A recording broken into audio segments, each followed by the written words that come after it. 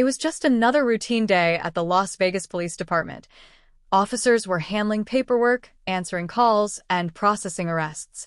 The usual hum of conversations and the occasional crackle of radio chatter filled the air. Then, without warning, the glass doors at the entrance swung open, and silence fell over the room. A tall, well-dressed figure stepped inside, walking with a steady, purposeful stride. Donald Trump, the President of the United States, had just entered the station. Gasps spread through the room as officers exchanged confused glances. Was this really happening? No Secret Service agents were in sight, which only made the moment feel even more surreal. Sergeant Mike Carson, a seasoned officer with 2 decades on the force, straightened his stance, instincts kicking in. What was the leader of the free world doing here? Whispers spread like wildfire. Some officers instinctively adjusted their uniforms, while others simply stood there, frozen in shock. No one had been informed of a presidential visit. Was this some kind of security drill? A misunderstanding? Finally, Sergeant Carson stepped forward, clearing his throat. "Mr. President, sir, is there something we can help you with?" His tone was polite, but filled with curiosity. Trump scanned the precinct, his gaze moving across the room as if searching for something or someone. Then, in his signature direct manner, he spoke. "I need to see your chief of police." Immediately, Mike hesitated for only a moment before nodding. "Right this way, sir." He gestured for Trump to follow, while the rest of the officers remained frozen in place, their eyes locked on the most powerful man in the country. Inside the chief's office, Chief Angela Ruiz sat in her office, reviewing reports from the night before. A no-nonsense leader, she was deeply respected by her team.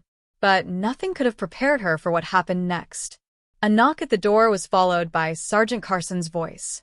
"Chief, we have an unexpected guest." Before she could respond, the door swung open, and in walked Donald Trump. Ruiz's jaw tightened. "Mr. President." She immediately rose from her desk, extending her hand. "This is an honor, sir. What brings you to our department?" Trump shook her hand, but wasted no time. "I need your help with something personal." Ruiz raised an eyebrow. "Personal?" She had expected an official announcement, not this. Reaching into the inner pocket of his suit, Trump pulled out a small, worn photograph. The edges were curled, the colors faded with time. He placed it gently on the desk in front of her. Ruiz glanced at the photo. It showed a young boy standing next to a uniformed officer. The officer looked proud, his hand resting protectively on the boy's shoulder. She frowned. "Who is this?" Trump's voice softened. "That boy is me. And that officer saved my life." Sergeant Carson leaned in slightly, eyes widening. "Sir, are you saying?" Trump interrupted. "I never got to thank him properly. And now I need to find him. Or his family." Chief Ruiz picked up the photograph, studying it carefully. The officer in the image had a crisp uniform and a noble stance, like a man who took great pride in his duty. She looked up. "Who is he, sir?" Trump exhaled, his expression unusually vulnerable. "His name was Officer Daniel Brooks. When I was 17, I was in Las Vegas, making some reckless choices. One night, I nearly ruined my life. But this man, he stopped me. He didn't just arrest me, he talked to me. Gave me advice I never forgot." Ruiz exchanged glances with Carson. This was unlike anything they had expected. "You want us to find him? Or his families?" Trump's voice was firm. "I owe him everything. A night that changed everything." Trump leaned back in his chair, his mind drifting back to that fateful night. It was 1964. He was just another teenager trying to prove himself. His friends had dared him to do something reckless, something illegal. And like many young men, he had let pride cloud his judgment. But before he could go too far, a police officer appeared. Officer Daniel Brooks. "Kid," he had said, placing a firm but understanding hand on Trump's shoulder. "This ain't the path for you. You've got a future. Don't throw it away for a stupid mistake." Trump had listened, and it changed the course of his life. Now, staring at Ruiz, he said firmly, "I want to find him, or his family, and do right by him." Ruiz nodded slowly, understanding the weight of what Trump was asking. Sir, I respect what you're trying to do. But this was a long time ago. Officer Brooks may not even be alive.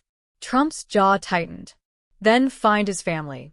Someone out there deserves to hear the story. Someone should know that their father, their grandfather, changed a life. Ruiz glanced at Sergeant Carson. He gave a small nod, already mentally preparing for the deep dive into old records. All right, Ruiz finally said. We'll do our best. Just know these things take time. I've got time, Trump replied. Just promise me you'll find them. The search for Officer Brooks. Hours later, Sergeant Carson sat in front of an old police database, scrolling through dusty digital archives. Officer Daniel Brooks, a name nearly lost to history. But Carson wasn't giving up. He searched arrest logs, patrol reports, even news articles from the 1960s. It wasn't easy. But finally, after hours of digging, he found something, a personnel file. There he was. Officer Daniel Brooks. Badge number 4523. Retired in 1985. Deceased in 2013. Carson exhaled, rubbing his temples. He didn't want to be the one to tell Trump that the man he was searching for had already passed away. But then he noticed something in the file. Next of kin, Emma Brooks. He had found her. A long overdue thank you. Carson rushed back to Chief Ruiz's office, where Trump was still waiting, staring at the old photograph. Sir, Carson began hesitantly. I have good news and bad news.